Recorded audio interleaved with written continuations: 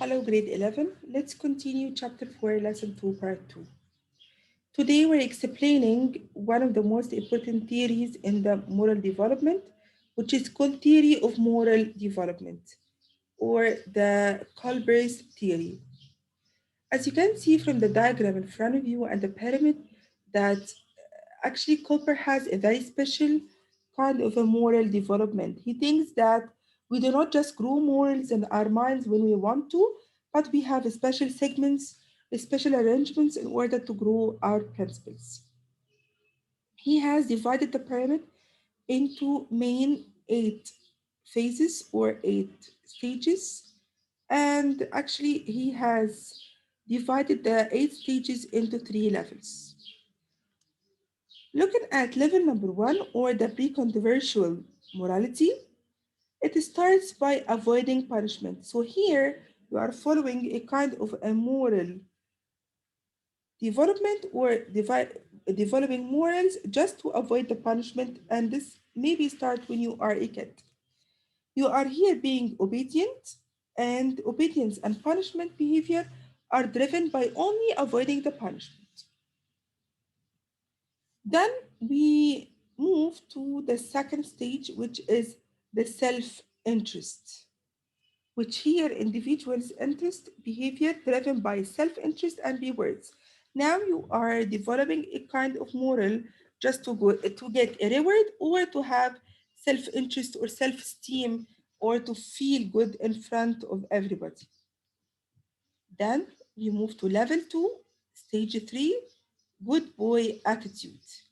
The good boy attitude, which is the controversial morality level 2, actually it's interpersonal behavior driven by social approval. You want to look like the good boy or the good girl in front of everybody in the society. That's why you are driven by the social approval. Moving to stage 4, which means that you are a little bit grown up, law and order morality. Here, this is the authority. That your behavior is driven by obeying authority figure, bigger authority, and conforming to social order. You are now following the society or following the social figures in the society, like who are representing the law and the order.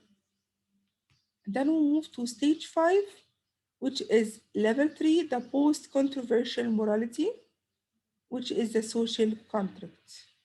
In the social contract, you find that your behavior is driven by a balance of social and order individual rights. Here, you are actually moving in between having like contract between you and the society. You want yourself from yourself. You want to be driven by the society contract, and at the same time you are following your rights. You are taking your rights and you are obeying the society at the same time. And the last stage was is the principle. You'll find universal ethics behavior are driven by internal moral principles. Now you have reached the peak of having your own principles, which you're going to be following for the rest of your life. So actually, you'll find that being or having a moral have a special kind of a pyramid or special categories that should be followed in order to develop your morality, starting from just avoiding the punishment till you grow your own principles.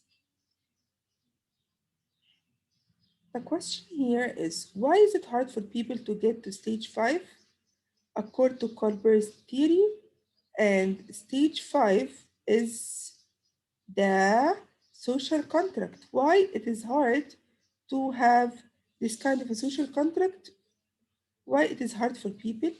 Actually, it's hard for most people to go to stage 5 and 6 because it requires high level of abstract thinking. You will never be able to reach these stages without thinking well about the society around you, the figures which are representing the law and order, And you to grow your own principles needs very abstract and critical thinking. It also requires people to think about if the law is fair or they should challenge it or even change it.